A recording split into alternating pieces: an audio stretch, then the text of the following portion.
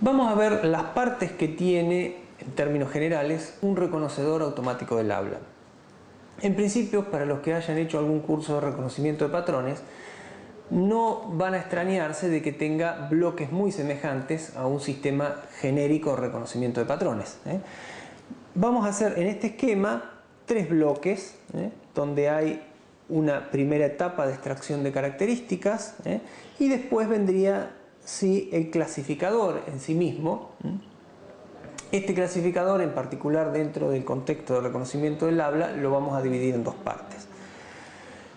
El primer bloque de extracción de características básicamente convierte esta señal temporal, este vector que habíamos hablado al principio con un montón de números adentro, en una matriz que básicamente tiene tramos de ese vector, pedacitos de ese vector, y para cada pedacito de ese vector, para cada tramo, le hace algún tipo de análisis, algún tipo de extracción de característica.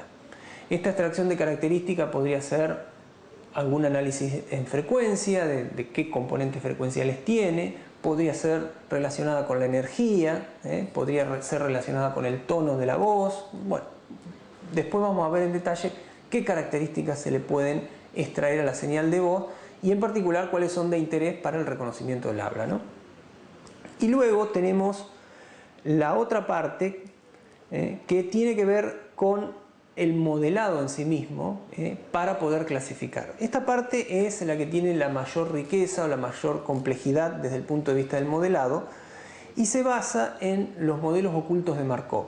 Vamos a destinar una clase completa para analizar en detalle cómo funcionan los modelos ocultos de Markov, que son básicamente el corazón de todo reconocedor automático del habla en la actualidad y desde hace más de 20 años.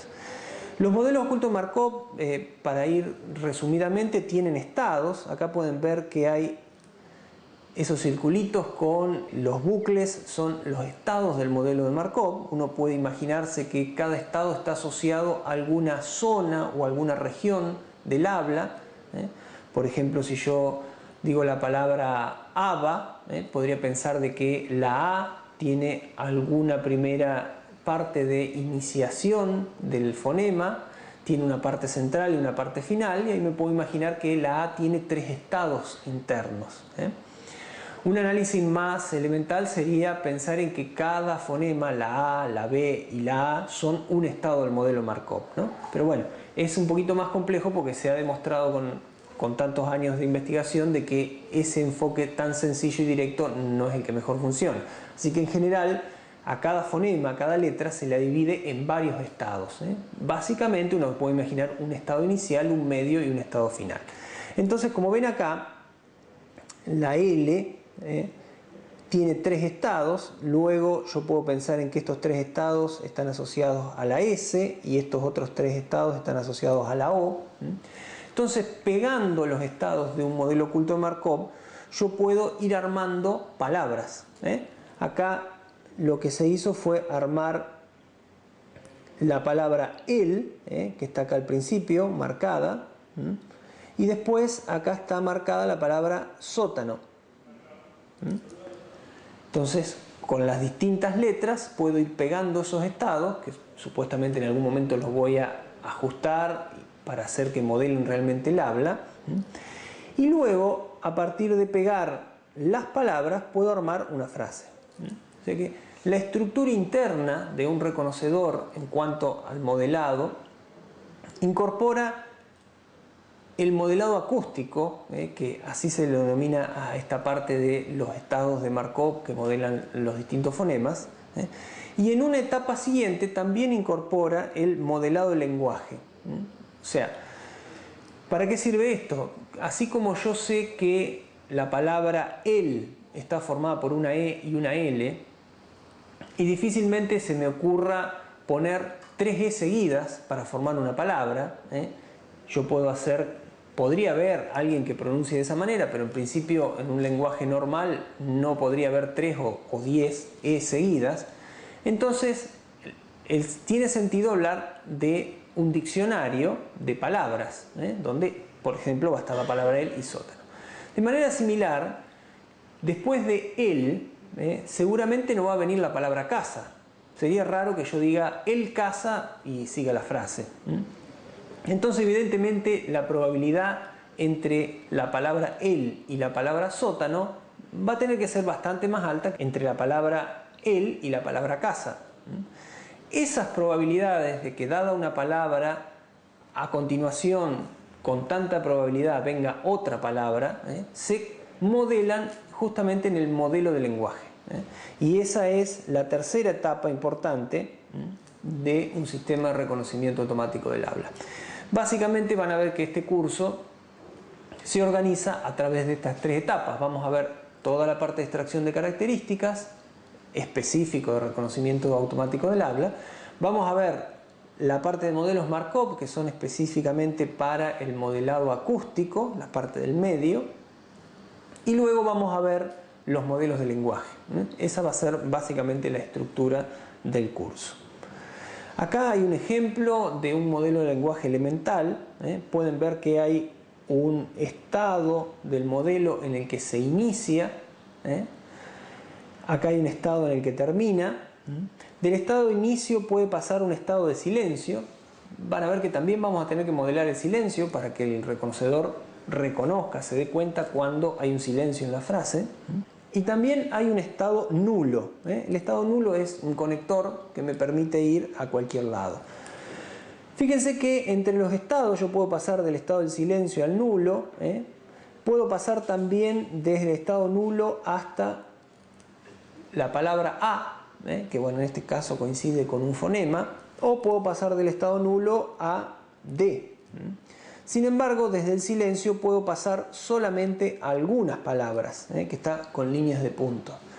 Eso se debe porque este modelo se hizo pensando en que toda frase que comienza con un silencio tiene con mayor probabilidad alguna palabra con la cual se inicia la frase.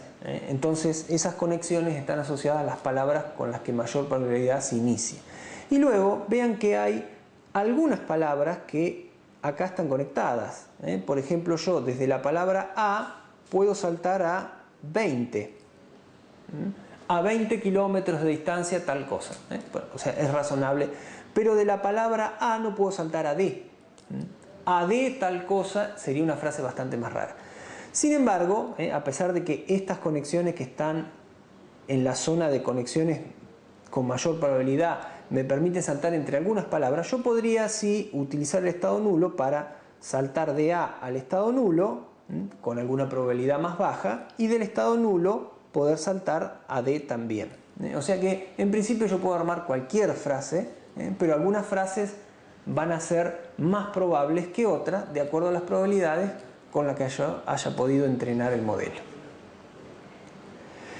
Vamos a volver un poquito sobre el tema de la robustez.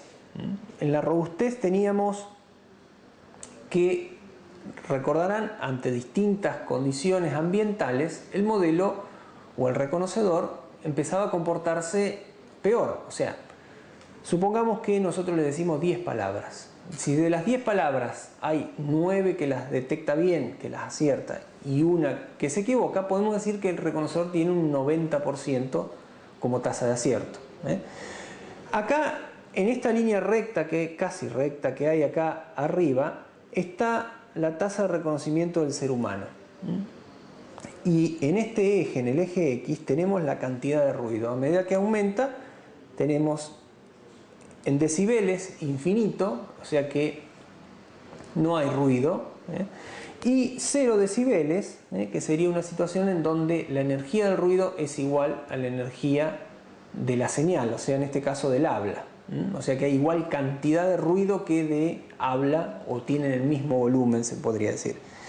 Fíjense que el ser humano apenas cae, en esta recta, apenas cae la tasa de reconocimiento, podría decirse que del 100 puede llegar a pasar al 99%, o sea, se pierde una palabra de cada 100. Sin embargo, los reconocedores estándar, los comunes, los que no son robustos, vamos a decir, fíjense que para esta condición de ruido pasan a un 10 o 20%. Un reconocedor que reconoce una de cada 10 palabras realmente no sirve para nada. O sea que esta distancia que se va formando entre las capacidades del ser humano y la de un reconocedor automático del habla es realmente un desafío, y es la razón por la cual nosotros seguimos utilizando teclado y otras formas de comunicarnos con la computadora y no le hablamos permanentemente todo el tiempo para decirle lo que queremos o lo que necesitamos.